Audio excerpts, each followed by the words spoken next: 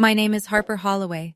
I'm 31 years old, and 6 months ago, my mother stood up at Easter dinner, looked right at me in front of 25 relatives, announced that I was the only Holloway who couldn't put a roof over her own head.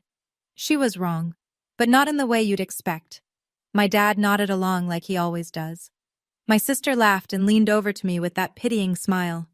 "You're jealous, aren't you?" 2 weeks later, I invited her over for tea at my new address. When she walked through the front gate, she couldn't dial our mother's number fast enough. She was shaking so hard she could barely hold the phone.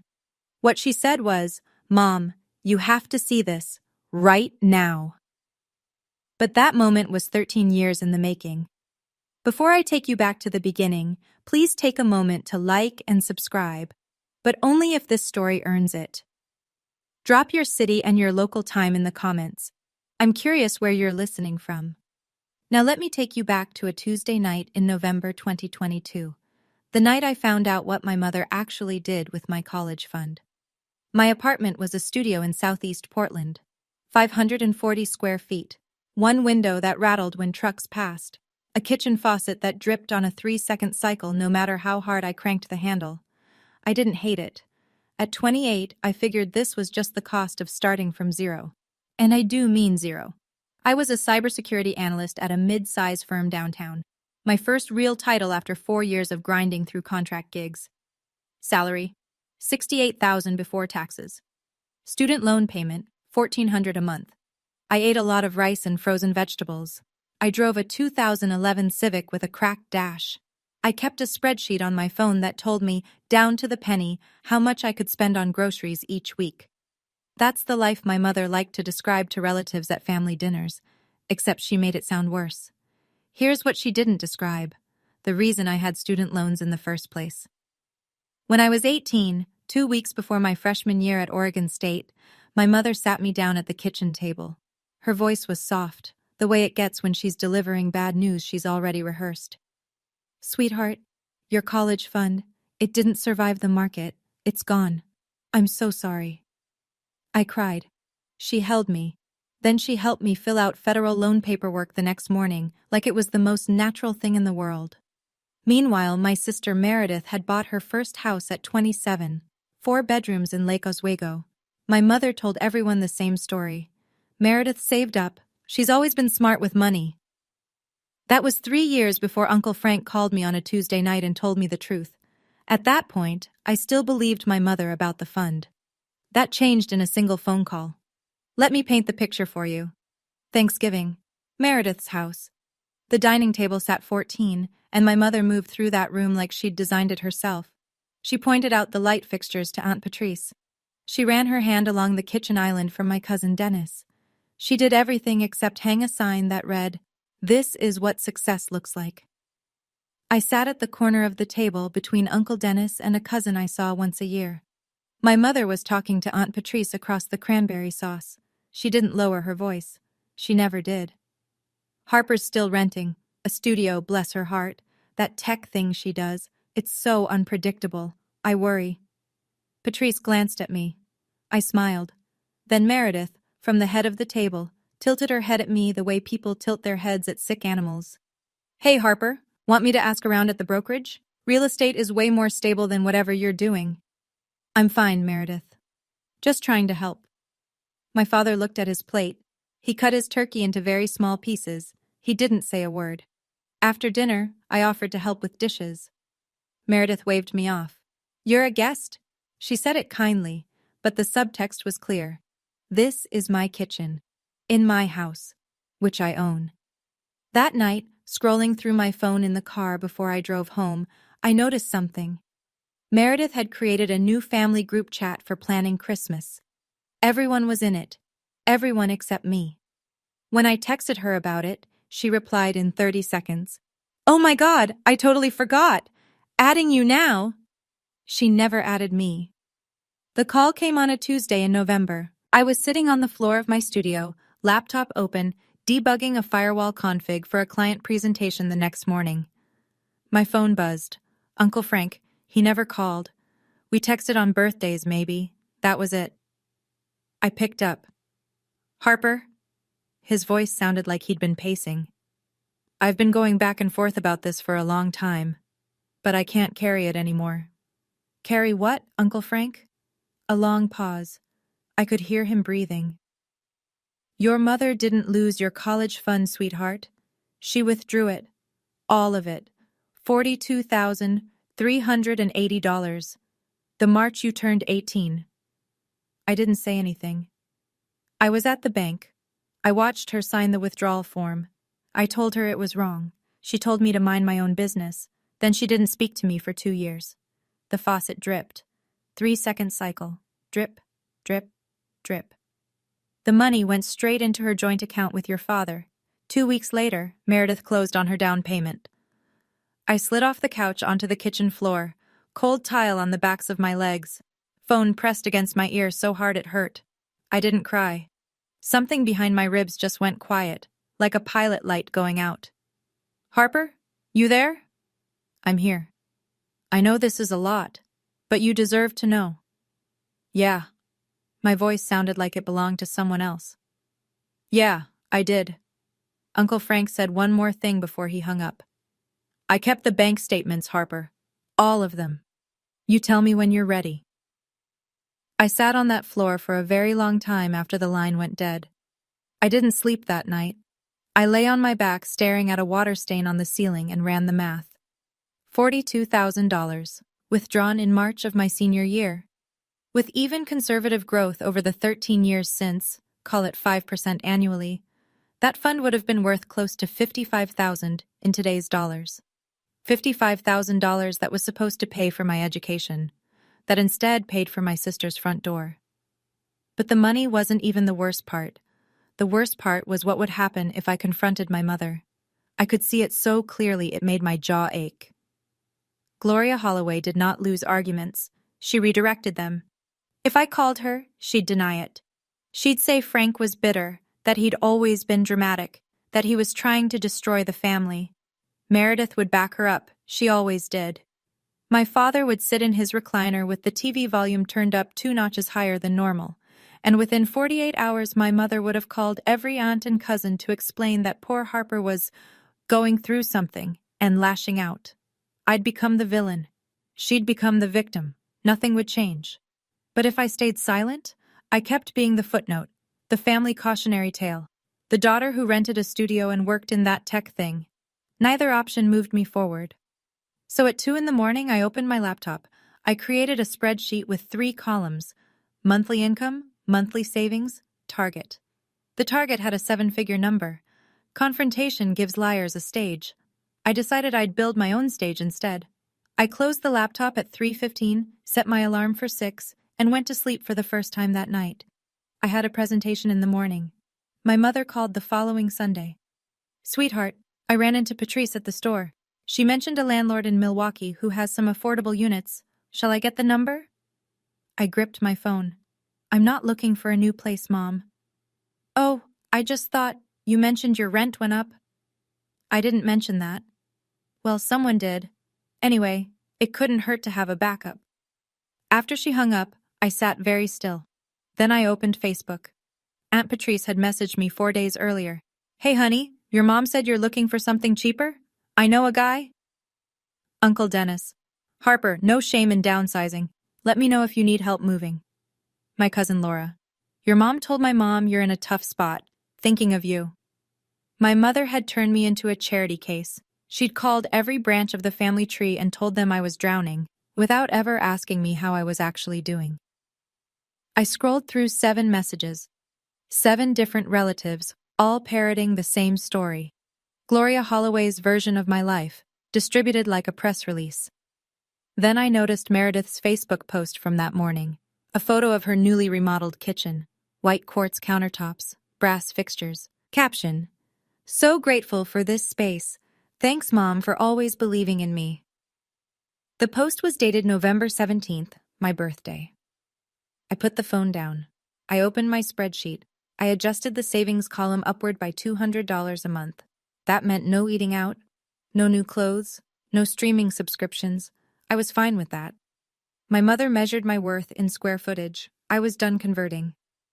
There was one person I trusted at work, Diane Prescott, VP of Threat Intelligence. 56 years old, silver bob, reading glasses she wore on a chain like a librarian who could also dismantle your network in 12 minutes. I didn't tell her about my family. Not then. I just asked a question. Diane, what does it take to move up here? She looked at me over those glasses. You're already doing the work, Harper. You just need to stop being invisible. She pushed a file across her desk. A proposal for a new enterprise security audit, our biggest client, a regional hospital chain. The previous team lead had quit mid-project. This is yours if you want it. It's ugly, tight deadline. But if you land it, people above me will know your name. I took the file. For the next 11 months, I worked 12-hour days, sometimes 14. I lived on coffee and meal-prepped chicken. I automated 40% of my paycheck into an investment account, index funds, nothing fancy, and pretended that money didn't exist. I stopped sharing anything about my job with my family, not because I was hiding it, because every time I'd mentioned work before, my mother had waved it off like I was describing a hobby. That computer thing. Are they even going to keep you? The last time I'd told her about a project win, she'd changed the subject to Meredith's new patio furniture within 2 sentences. So I just stopped. And nobody noticed. The hospital audit shipped on time, under budget. The client renewed for 3 years. Diane sent me a 2-line email the day the contract closed. Nice work. Come see me Monday. 12 months later, Diane called me into her office. I thought I was in trouble. I was wrong. A year can change everything if you let it. Diane promoted me to team lead. Salary jumped to $112,000. New badge, new floor, new title on the company directory. I didn't post about it. I didn't call anyone. I just updated my spreadsheet. Christmas came around. Meredith hosted, as always. Her house smelled like cinnamon and new paint. She'd remodeled the living room, $30,000, she announced to the room within 5 minutes of our arrival. Shiplap accent wall, recessed lighting, a 75-inch TV mounted like a museum piece. My mother walked guests through like a docent. Meredith picked the wood herself. Isn't she talented? This kitchen layout was entirely her idea. Then she found me by the drink table. So, still renting that little place? Yes, Mom. Well, at least you're saving, right? Her voice dripped with the kind of sympathy you offer strangers at a bus stop. Meredith appeared at her elbow. You know, Harper, if you'd listened to me about real estate... I'm fine, Meredith. I'm just saying, I could have gotten you into the market years ago. Sure. You don't have to be defensive. I'm not. My mother patted Meredith's arm. Your sister bought this kitchen herself. That's what a plan looks like, Harper. I sipped my water, smiled, said nothing. Later, in the hallway by the bathroom, Todd, Meredith's husband, stopped me. He was holding 2 beers and looked like he wanted to be anywhere else. Hey, your mom talks a lot. He handed me a beer. Don't believe everything. I looked at him. He shrugged and walked away. It was the kindest thing anyone in that house said to me all night. February, a Wednesday evening. I was debugging a server migration when my phone buzzed. A voicemail from a number I didn't recognize. Male voice, mid-40s, cheerful in that forced way people get when they've been told to call someone. Hey, Harper, this is Greg. Greg Whitaker. Your mom gave me your number. She says we'd really hit it off. I'm in commercial insurance. Got a place over in Beaverton. Anyway, give me a ring when you get a chance. I deleted the message. 20 minutes later, my mother texted, Gloria. Greg is a catch, Harper. His mother says he owns his house outright. Harper. I didn't ask you to set me up, Mom. Gloria. You're 31. No house, no husband. I'm trying to help. Harper. I said no. Gloria. He owns a house, Harper. Harper. Good for him. Gloria. You're going to end up alone. I stared at the screen. My thumb hovered over the keyboard for maybe 10 seconds. Then I locked the phone, set it face down on the desk, and went back to my server migration. She measured every milestone against real estate and a marriage license. 31 and single? Crisis. 31 and renting? Emergency. It didn't matter that I led a team of 9 people. It didn't matter that my company had trusted me with a 7-figure client portfolio. None of that registered on Gloria Holloway's scoreboard. I finished the migration at 11:40 that night. Clean deployment, 0 downtime. My team slacked me a string of party emojis. I made a cup of tea, sat on my studio floor, and thought about Greg Whitaker and his house in Beaverton. Then I opened Zillow. Not for Greg, for me. 6 months after that, everything accelerated. Diane promoted me again, senior manager, salary $145,000 plus bonus. The index fund I'd been feeding for 2 years had nearly doubled. My spreadsheet, the one I'd built at 2 in the morning on that cold November night, finally had numbers that meant something. I started driving through neighborhoods on Saturday mornings. Alone. Coffee in the cup holder. Phone on silent. I didn't tell anyone, not Diane, not Uncle Frank, not a soul. I wasn't looking for a house. I was looking for a feeling. I found it on a hillside in West Hills, 4 bedrooms, a wraparound deck that overlooked a valley of Douglas firs, floor-to-ceiling windows in the living room that turned the sunset into a wall of amber and copper, hardwood floors, stone fireplace, a kitchen island with space for 6 people to sit and nobody to feel like they were at the kids' table. The listing price was $950,000. I ran the numbers twice, called my financial advisor, reviewed my portfolio, then I called the listing agent and made an offer.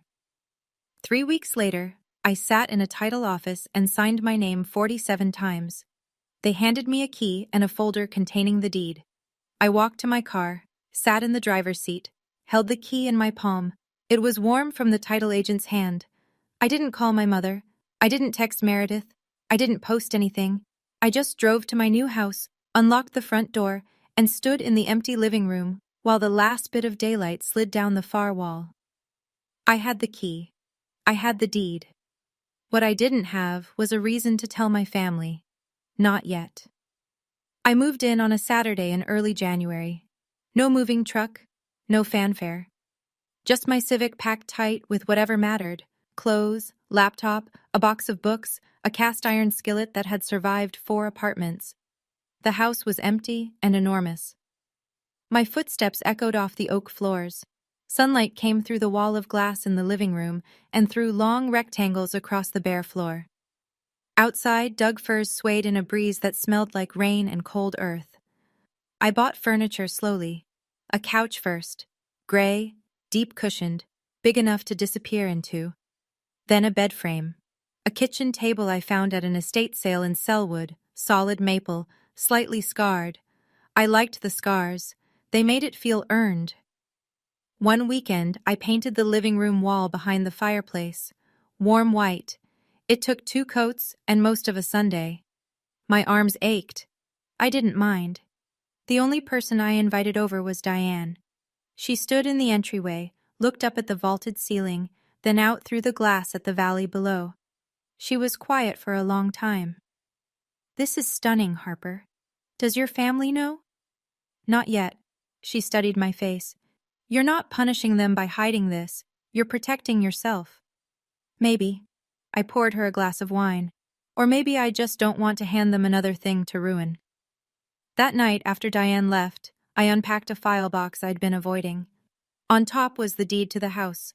Beneath it was a folded document in a manila envelope, the one Uncle Frank had mailed me the week before. I looked at it.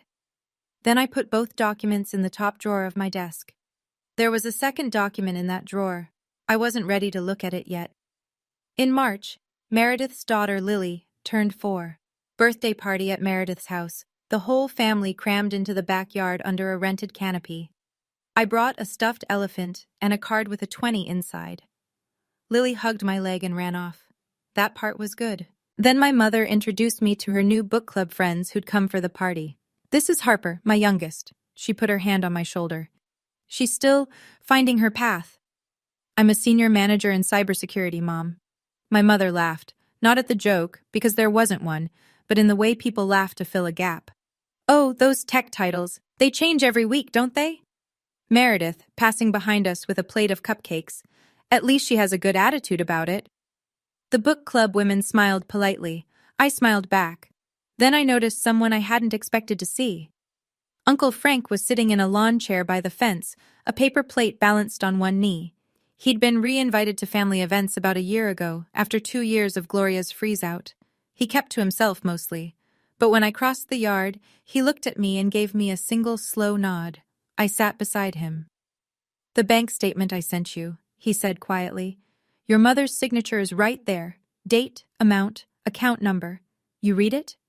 Not yet, Uncle Frank. Soon. Take your time. It's not going anywhere. Across the yard, my mother watched us. I saw her expression shift, just for a half second. Something tightened around her eyes. Then she turned to Aunt Patrice and launched into a story about Meredith's new pergola. Frank, she called across the yard, just loud enough. Don't fill her head with your nonsense. You always dramatize. Frank took a sip of his lemonade and said nothing. That night, I drove back to West Hills. I made a cup of chamomile. I sat at my kitchen table, the scarred maple one, and pulled the manila envelope from my desk drawer. For a minute I just held it. Then I opened it. The document was a bank statement from Pacific Northwest Federal Credit Union, a custodial account opened on September 3, 2004, the year I turned 3. Beneficiary, Harper Elaine Holloway. Custodian, Gloria A. Holloway. Deposits appeared every month, $50, then $100, then $200 as the years went on. By March of my senior year, the balance read $42,380. Then a single line, withdrawal, March 14, 2013, $42,380. Authorization, Gloria A. Holloway. Transferred to joint checking account ending in 7741. I stared at the numbers. My mother's signature was at the bottom of the authorization page. Neat cursive. The same handwriting that had signed my permission slips and birthday cards. 2 weeks after that withdrawal, Meredith closed on her house. I folded the statement, placed it back in the envelope, put it in the drawer next to my deed. Then I called Uncle Frank. I read it. And? I'm not going to yell. I'm not going to beg. I looked out the window. City lights scattered across the valley floor like a second set of stars. I'm just going to be ready when the moment comes. That's my girl. We were quiet for a moment. Then he asked, when? Easter is 8 weeks away. Meredith's hosting. 25 people. I know. I might need you there. I'll be there. I hung up and washed my tea mug. Dried it, put it away. Easter was 8 weeks out, 25 Holloways under one roof, and for the first time in years, I was looking forward to it. Easter Sunday arrived the way Oregon Aprils do. Cold in the morning, bright by noon, the kind of sky that couldn't decide between rain and mercy. Meredith's house was already full when I pulled up. Cars lined the cul-de-sac. Through the front window, I could see bodies moving, platters being passed, my mother's silhouette directing traffic in the dining room.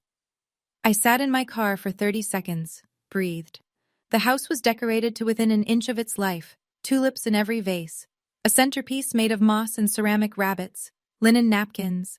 Meredith had gone all out, and my mother had clearly helped. Her fingerprints were on every detail. I walked in wearing a simple navy blouse and jeans. No jewelry, no statement piece. I hugged my Aunt Patrice, shook Uncle Dennis's hand, kissed Lily on the forehead.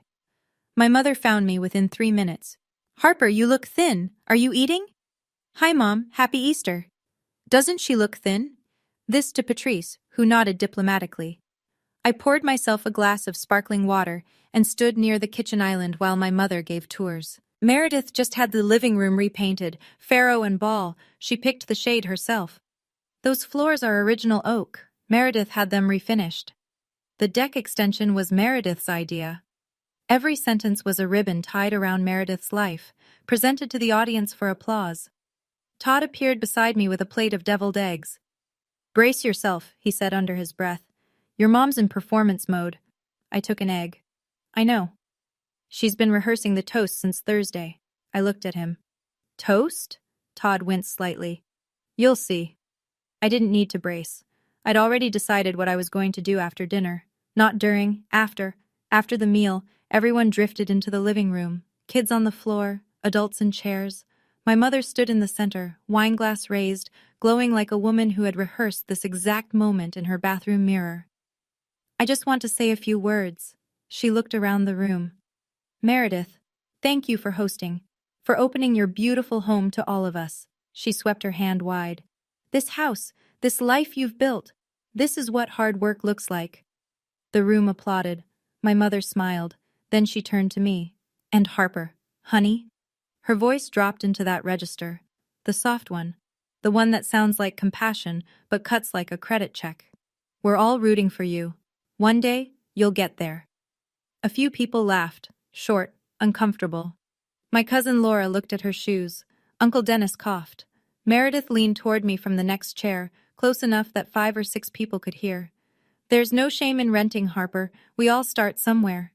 The pity in her voice could have filled a swimming pool. Then Aunt Patrice, sweet Patrice, who meant well and understood nothing, reached over and touched my arm. Gloria told me you're looking for a cheaper place? I know a wonderful landlord in Milwaukee. The room got quieter. Heads turned. My mother had told everyone. Every single person in this room believed I was struggling, downsizing, barely scraping by. She'd built that narrative so carefully over so many years that it was now the only version of me any of them had ever known. I'm not looking for a cheaper place, Patrice. Oh, honey, there's no shame in asking for help. I didn't ask. My mother's chin lifted. Your pride will be your downfall, Harper. I set my glass down. I didn't say another word. Not yet. It happened in the hallway 10 minutes after the toast. Meredith caught me as I was heading toward the coat closet. She positioned herself between me and the front door, arms crossed, head tilted. 5 or 6 people lingered within earshot. Patrice, Dennis, cousin Laura, Todd. Honestly, Harper, Meredith's voice was half whisper, half performance. Are you jealous? It's okay to admit it. Jealous of what, Meredith? She waved her hand in a slow circle. The house, the life, the fixed-rate mortgage and the shiplap accent wall and the $30,000 kitchen. Of this. I worked for this. I looked at her, held her gaze for 3 full seconds. The hallway was very quiet. I'm sure you did. Something flickered across her face. What's that supposed to mean? Nothing. It means I'm sure you did. She stared at me. I didn't blink. She couldn't read me, and that scared her more than any insult would have. She turned and walked back to the living room. I heard her voice, pitched to Carrie. Mom, Harper's being weird again. My mother's sigh was audible from 20 feet away. She's always been the difficult one. In the corner of the living room, Uncle Frank set his coffee cup down on the end table. Slowly. His eyes moved from Meredith to Gloria and stayed there. Gloria noticed. For just a second, she met his stare. Then she turned away and started clearing dessert plates as if she hadn't seen him at all. But I'd seen it. That tiny flinch. That half-second where my mother remembered that Frank knew something she'd spent 13 years burying. I picked up my jacket. It was time to plant the seed. I had my coat on, keys in my hand. My mother was already halfway through her closing commentary. Harper always leaves early, it's just her way, when I stopped at the edge of the living room. Actually, Meredith. My sister looked up from the couch, mid-conversation with Patrice. I'd love to have you over for tea this Saturday. I have a new place. The room shifted, not dramatically. Just a small atmospheric change, like a barometric drop before a storm. Gloria frowned. A new place? What new place? I just moved. Nothing big. I kept my voice light. Saturday, 2 o'clock? Meredith's confusion was genuine. She wasn't faking it. You moved? And you didn't... When did you... It happened fast, Mom. I shrugged. I'll text Meredith the address. Meredith looked at Gloria. Gloria looked at me. For a single beat, nobody said anything. Sure, Meredith said slowly. I'll come. Great, bring Todd if you want. I pulled on my jacket. Thanks for hosting, Meredith. Dinner was lovely. I walked through the front door and didn't look back. The evening air hit my face, sharp and clean. Behind me, I could hear my mother's voice already recalibrating. She's probably renting another apartment. You know how she is. But I caught one other thing as the door closed. Uncle Frank, still in his corner chair, watching me leave. He was smiling. First time all night. I drove home, my home, through the dark hills. The trees were black against a slate sky. My hands were steady on the wheel. Saturday was 5 days away. For the first time in years, I couldn't wait to open my front door. Okay, pause. Before Meredith shows up at my door, I want to ask you something. Have you ever had someone in your family take credit for something that was yours? Or spread stories about you that weren't true, just to make themselves look better? Drop it in the comments. I want to hear your story. And if you've made it this far, hit subscribe. You don't want to miss what happens when Meredith walks through that gate. Let's keep going. Saturday came slowly. I spent the morning cleaning, not because the house was dirty, but because I needed something to do with my hands. I vacuumed the already clean hardwood. I wiped down the granite island even though no one had used it. I arranged 2 ceramic mugs on the counter, side by side. Then I baked scones, lemon and blueberry. The recipe was from a cookbook I'd found at Goodwill my first month in the studio apartment. The scones came out golden and slightly uneven. Perfect. By 1:30, the house smelled like sugar and citrus. Afternoon light poured through the living room glass and turned the oak floor into something honeyed. The valley spread out below the deck in layers of green and gray. I changed into a cream sweater and jeans. No makeup beyond what I usually wore. No heels. This wasn't a performance. The house would do the talking. At 1:45, my phone buzzed. Meredith. OMW. What's the address again? I sent it. Meredith. Wait, West Hills? That's a nice area. Are you house-sitting LOL? I didn't reply. I put the phone on the kitchen counter, poured hot water into a teapot, and set it on the table next to the scones. 2 chairs, 2 napkins. Simple. Then I sat in the living room and looked out the window. The firs were swaying in a light wind. Somewhere far below, a car horn sounded and faded. My hands weren't shaking. For the first time in years, they were perfectly still. I heard gravel crunch in the driveway at exactly 2:03. I stood up, smoothed my sweater, and walked to the front door. Meredith's SUV sat in the driveway, engines still running. I could see her through the windshield. She wasn't moving. She was staring at the house the way you stare at something that doesn't match the picture in your head. She turned off the engine, got out, stood on the driveway with her purse hanging from one hand and her mouth slightly open. I opened the front door. Hey, come on in, tea's ready. She walked up the stone path. Her heels clicked on the pavers. She stopped in the entryway and looked up. Vaulted ceiling, the staircase with its iron railing, the living room visible through the archway, the wall of glass, the valley. She turned in a slow circle. Her hand went to her mouth. This is your place? Yes. You bought this? I did. She walked into the kitchen, touched the granite island, opened a cabinet, closed it, walked to the glass wall and stood there, staring at the view. Harper. Her voice was smaller now. How? I worked, I saved, I invested. But you were renting. I was, now I'm not. She stood in my living room for what felt like a full minute without speaking. Then her face crumpled, not into anger, not into happiness, into something I hadn't expected. Confusion. Raw, disorienting confusion. She pulled out her phone. Her fingers were shaking. She hit dial, pressed the phone to her ear, waited 1 ring, 2. Mom, her voice cracked. Mom, you need to come here, right now. You have to see this, right now. I heard Gloria's voice through the speaker, tinny and alarmed. What? What is it? Are you hurt? Just come. I'll send you the address. Meredith hung up and looked at me. I gestured to the kitchen table. Would you like sugar in your tea? Gloria arrived in 19 minutes. That's fast from Lake Oswego to West Hills on a Saturday. She must have driven like the house was on fire. I heard 2 car doors.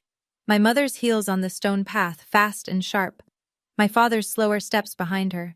Meredith opened the front door before I could. In here. Come in. Gloria stepped into the entryway. She was wearing a lavender cardigan and the pearl earrings she saved for events. She must have been getting ready for something when Meredith called. She looked up. She stopped. 5 seconds. No sound except the wind through the trees outside. What is this? My house, Mom. Welcome. She walked forward as if the floor might not hold, into the living room. She touched the back of my couch, looked at the fireplace, the stone mantel, the built-in bookshelves I'd been slowly filling. She walked to the glass wall and stared at the valley. But you never said... Her voice was thin. How could you afford... I've been a senior director at my company for a year, Mom. My salary and investments covered it. Senior director? Since when? Since you stopped asking about my job. She turned around. Her face was the color of paper. Richard stood in the doorway. He hadn't moved past the threshold. His eyes were red. His chin was trembling. I'm proud of you, Harper. His voice barely held together. It was the first time he'd said those words to me in my adult life. Gloria spun toward him. Did you know about this? No, I didn't. Then my father did something I'd never seen before. He walked across the room and put his arms around me. Gloria stood 3 feet away, outside the embrace, face white, hands at her sides. My father held me for a long time. He smelled like sawdust and Old Spice. Same as when I was 10, same as always. His hands shook against my back. When he let go, the room had shifted. Meredith was sitting on the edge of the couch, knees pressed together, staring at the floor. Gloria hadn't moved from her spot by the window. And then Meredith said the thing that cracked the dam. I don't understand. She looked up at me. How did you save enough? You had student loans, massive ones. Yes, I did. I mean, neither of us had a college fund. Mom said both funds were lost in the— Yours wasn't lost, Meredith. The room went airless. My sister blinked. What? My $42,000 was withdrawn the year I turned 18, 2 weeks before your down payment. Meredith's mouth opened, closed, opened again. That's not— She turned to Gloria. Mom? My mother's jaw was tight. Her fingers had found the hem of her cardigan and were twisting it. That's ridiculous. Who told you that nonsense? Someone who was there. Frank. She said his name like a curse. Frank has been trying to tear this family apart for— The front door opened. Everyone turned. Uncle Frank stood in the doorway. He wore a flannel shirt and work boots. His hair was windblown from the drive. In his right hand, he held a plain white envelope. He looked at Gloria.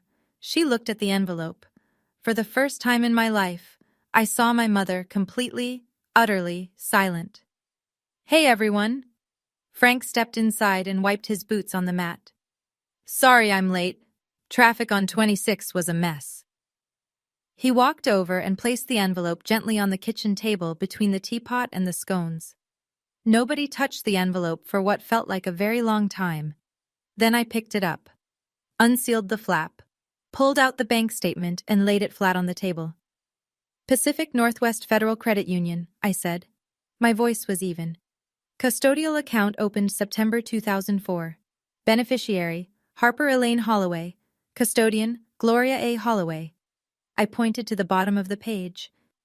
March 14th, $42,380. Full withdrawal. Signed, Gloria Holloway. I slid my finger to the next line. Transferred to joint checking account, ending in 7741.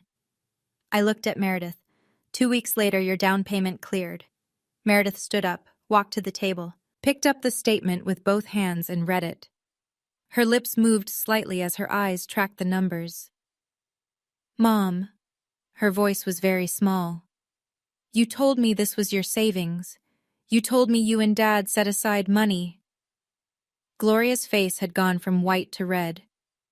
Frank, you had no right to keep that. I had every right. Frank's voice was calm, unshakable. She's my niece, and you lied to her face for 13 years. It was family money. I had the right to allocate. It was in my name, Mom. I said it quietly, but the room heard it. A custodial account for my education, not Meredith's down payment. Richard was sitting now. He'd found a chair by the wall. His head was in his hands. Gloria. His voice came out raw. You told me the fund performed badly. You showed me a statement.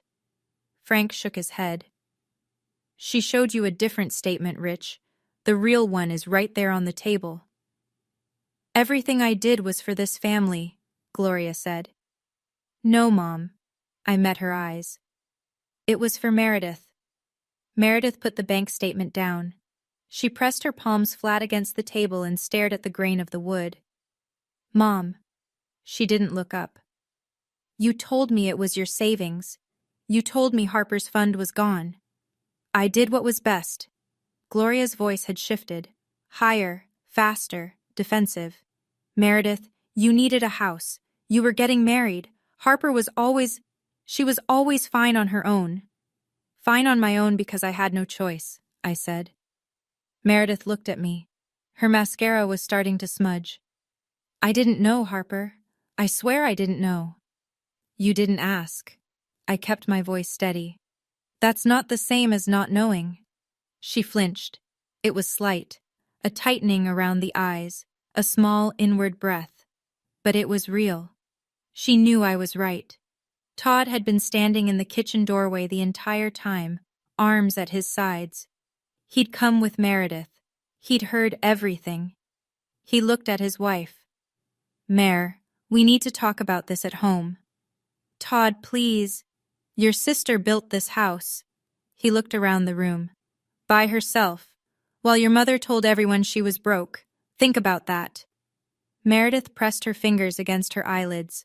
She was crying now, quietly, the way people cry when the tears have been waiting a long time.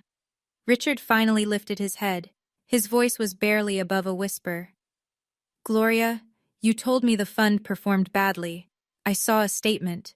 It showed losses. Frank crossed his arms. She showed you a manufactured summary, Rich. The real account record, the one from the credit union, has her signature on the withdrawal. It's not ambiguous. Richard looked at his wife of 36 years. She looked at the floor. He didn't say anything else. He didn't need to. My mother tried one more time. Harper. She straightened her spine, found her voice, the one she used at PTA meetings, at holiday tables, at every occasion where she needed to be the authority in the room. After everything I've done for you, I raised you, I fed you, I kept this family together. You raised me, I nodded. That's true, and I'm grateful for the parts that were real. She started to speak. I held up one hand, not aggressively, just a pause. But you also stole from me and lied about it for 13 years. Those two things can both be true, Mom. I'm your mother. And I'm your daughter. That should have meant something. The silence that followed was the loudest thing I'd ever heard in my own house. I took a breath. I'm not cutting anyone off, but some things are going to change. I looked at each of them in turn. Meredith, Gloria, Richard. You don't get to tell people I'm struggling when I'm not. You don't get to define my life to the family. You don't get to rewrite my story so yours sounds better. Gloria's mouth opened. Nothing came out. And if you want to be in this house, I paused. You come as a guest, not as a narrator. The teapot was still warm on the table. The scones sat untouched on their plate. I'm not asking for the money back, I said. I don't need it. I built this without it. But I am asking you to stop lying about who I am. Nobody spoke. I picked up the teapot and filled 2 mugs, set one in front of Meredith, one in front of the empty chair next to her. Tea's getting cold. Gloria, for the first time in my memory, had absolutely nothing to say. If you've ever had to set a boundary with someone who raised you, and I know that's one of the hardest things a person can do, drop A in the comments. And if this story is hitting close to home, share it with someone who needs to hear it today. Sometimes knowing you're not alone makes all the difference. Let's keep going. There's more. The fallout was fast. By Sunday night, the story had spread through the entire family, like water through a crack in the foundation. Todd told his sister. His sister told her husband. Meredith, whether she meant to or not, confirmed the details to Aunt Patrice on the phone that evening. And once Patrice knew, it might as well have been printed in the newspaper. My phone started ringing Monday morning. Patrice. Gloria told us you were broke. We had no idea, Harper. All these years we thought, we just believed her. Uncle Dennis. Kid, why didn't you ever say something? Would you have believed me over her? The silence on the other end was its own answer. Cousin Laura sent a text. I feel sick. I'm sorry for every time I offered you help you didn't need. Over the next week, relatives started calling Gloria. Not to comfort her, to ask questions, hard ones. The kind she couldn't redirect with a laugh or a wave of her hand. Gloria's response was predictable. She blamed Frank. He's always been jealous of our family. He's trying to destroy everything I've built. But there was a bank statement on a kitchen table in West Hills with her signature at the bottom. You can't talk your way around ink on paper. One by one, the calls to Gloria stopped. Not with dramatic confrontations, just silence. Patrice didn't invite her to book club that month. Dennis didn't ask her to organize the 4th of July cookout. Cousin Laura removed Gloria from the family group chat, the one I'd never been added to. My mother lost the one thing she valued more than money, the narrative. For 13 years, she had been the author of every Holloway story. Now the family was reading a different version, and they believed it, because it was true. Meredith called 3 days later. I was on my deck, watching a red-tailed hawk ride a thermal above the valley. My phone buzzed. I let it ring twice before I answered. Harper? Her voice was smaller than I'd ever heard it. I keep thinking about that bank statement. Okay. I should have asked where the money came from. I was 23 and I wanted the house so badly. Todd and I were getting married and Mom said she'd been saving for years and She trailed off. I didn't want to look too closely. I know. I'm sorry, Harper. I'm really, really sorry. Thank you. That matters. There was a pause. I could hear her breathing, uneven, the kind of breathing that comes between rounds of crying. Todd and I talked, a lot. He said, I've been treating you the way Mom taught me to. He's right. I see that now. Meredith, I don't need you to be perfect. I just need you to be honest. She made a sound that was half laugh, half sob. That's the scariest part. We sat in silence for a moment. Not the uncomfortable kind. The kind that means something's shifting, even if you can't name it yet. Then she said something I didn't expect. Todd almost left me last year. Did you know that? No. Mom was calling every day, telling me how to raise Lily, how to decorate the house, what Todd should be doing with his career. Todd said he didn't marry Mom, he married me, and if I couldn't see the difference, he was done. I didn't want to see it, she said quietly, because if I saw it, I'd have to give something back. I let that sit. I didn't need to add anything. 2 weeks later, my mother called. I was making dinner. Roasted chicken, rosemary potatoes, green salad. I answered on the 4th ring. Harper. Her voice was different, quieter, stripped of the usual polish. Hi, Mom. Nobody calls me anymore. Patrice won't return my messages. Dennis told me he needs space. She said the word like it tasted foreign. Your sister barely speaks to me. That's not my doing, Mom. I just wanted Meredith to have a good start. That's all it was. At my expense, without telling me, without asking. A long silence. I thought you'd never find out. I turned down the stove, leaned against the counter. That's the part that hurts the most, Mom. Not the money. The fact that you were comfortable lying to me forever. I could hear her breathing, quick and shallow, the way you breathe when you're trying not to cry. For a moment, I almost felt sorry for her, almost. Can we just go back to normal? No, but we can go forward, if you're willing to be honest. She didn't respond for a long time. I could hear the clock ticking in her kitchen through the phone, the same clock that had hung over the stove my entire childhood. I don't know how, she finally said. I closed my eyes. That's the first honest thing you've said to me in 13 years, she hung up. I finished making dinner. The next Saturday, my doorbell rang. It was my father, alone. No Gloria. He was holding a toolbox. Your deck railing looked loose when I was here last time. You want to fix it? If you'll let me. I held the door open. He stepped inside. We didn't talk much that afternoon. He fixed the railing. I made coffee. We sat on the deck and watched the light change. It wasn't much, but he was there. Summer came. I stood in a conference room on a Tuesday morning while Diane introduced me to the entire company.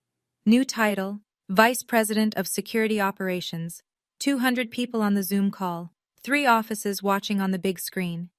Diane said, Harper Holloway has been the backbone of our security practice for 3 years. She's earned this, every single day. People applauded. I thanked them and sat down. My hands were steady. I didn't post about it. I didn't tell my family. Not yet. Some things you hold for yourself first. The following weekend, I invited Uncle Frank over for dinner.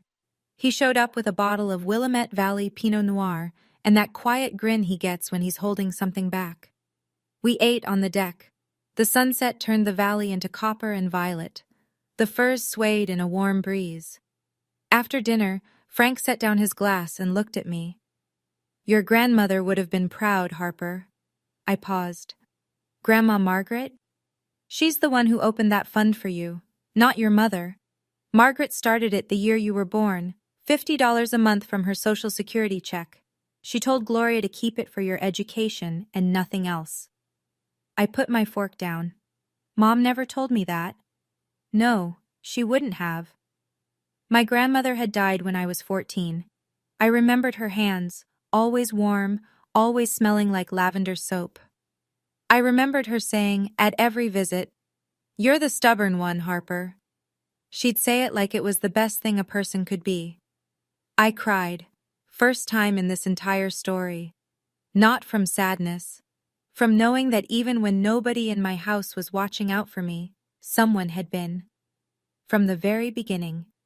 Frank handed me a napkin and didn't say a word. Meredith and I started meeting once a month. Never at either of our houses.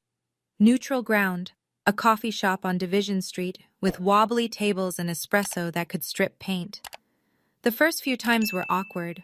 Lots of silences, lots of stirring drinks that didn't need stirring. But we kept showing up. She told me about couples therapy with Todd, about learning to hear her own voice instead of Gloria's, about the moment she realized she'd been performing her entire adult life, staging her home, curating her Facebook, measuring her worth by the same ruler our mother had built. I was so busy proving I was the successful one, she said, that I never asked if I was happy. I didn't have an answer for that, but I listened, and sometimes that's enough.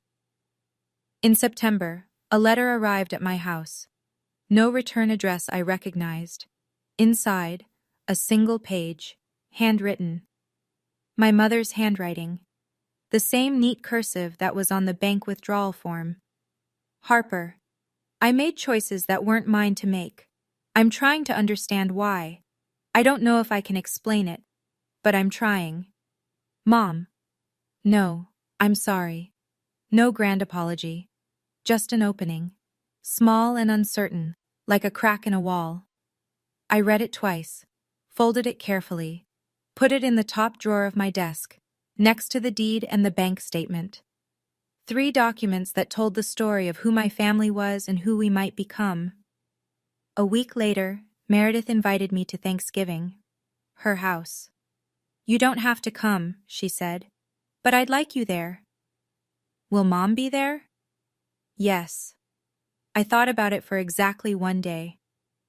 I'll come, but I'm driving myself, and I'll leave when I'm ready. That's fair. It was. For the first time, it actually was. I'm sitting in my living room right now, telling you this story. The fire's going. There's a cup of coffee on the side table that's gone lukewarm because I've been talking to you for a while. Outside, the valley is gray-green under low clouds, and the firs are doing that slow sway they do when the wind can't decide which direction to blow. My mother measured success in square footage. My sister measured it in comparison. My father measured it by keeping the peace, which, it turns out, isn't the same as keeping anyone safe. And me? For a long time, I measured it in silence, the kind of silence that builds things nobody sees coming. I don't hate my mother. Hate is heavy, and I've been carrying enough. I don't hate Meredith either. She's trying, clumsily, imperfectly, and that counts. What I stopped doing was waiting for them to see me, waiting for them to give me permission to be proud of what I'd built, waiting for the version of my mother who would look at my life and say, I was wrong. I built something they couldn't ignore, not to punish them, not to prove them wrong, but because I deserved a life that wasn't written by someone else. If you're in a family where your worth gets measured by someone else's ruler, put the ruler down. You don't have to break it. You don't have to throw it away. Just put it down and pick up your own. The front door to my house has a deadbolt that I paid for, on a door that I chose, in a home that I earned. But the best part isn't the house. The best part is that I'm the one who decides who gets the key. 3 things I learned the hard way. 1. Silence isn't weakness. Sometimes it's strategy. The loudest response I ever gave my family was a house on a hill and a teapot on the table. 2. You don't owe anyone a confrontation, but you owe yourself the truth. The bank statement didn't fix everything, but it meant nobody could rewrite my story again. 3. Boundaries aren't walls. They're doors with better locks. My mother can knock. She just can't walk in and rearrange the furniture anymore. If any of this hit home, leave a comment and tell me. Which of those 3 lessons landed the hardest for you? I read every single one. And if you want to hear another story about someone who refused to stay small, I've linked one in the description that I think you'll love. Thank you for staying until the end. I mean that. I'll see you in the next one.